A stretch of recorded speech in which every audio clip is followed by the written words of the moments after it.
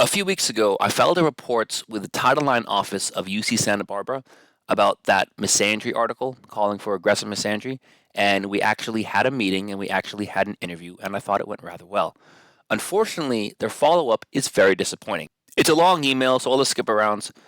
Dear Thomas, I'm writing to notify you of the outcome of the Title IX, etc., etc. And then this middle part is just explaining the process and their definitions for hate speech and harassment and what their policies are. But this is the actual finding, and pay attention to the way they word it because it's very strange.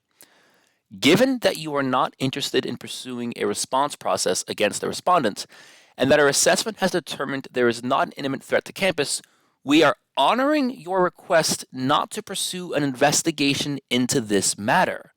As such, our office will take no further on this matter, and this file is closed. That's not what I said in our interview.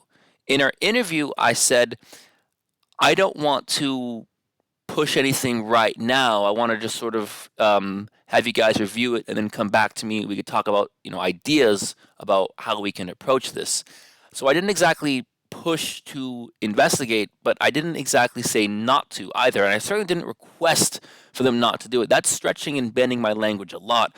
And the only reason why I wasn't more assertive in my initial interview, well, my only interview, was because I'm not a student there.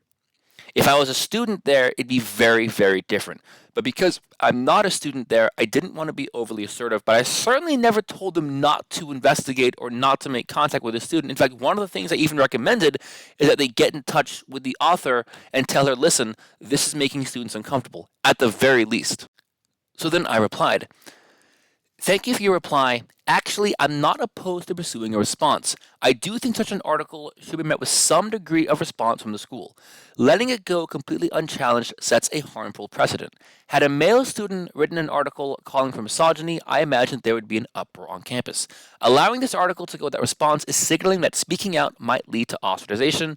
And then I added, in particular, I believe this clause would be relevant. Create an environment that a reasonable person would find intimidating or offensive. Then nothing happened for a couple weeks, so I followed up with this.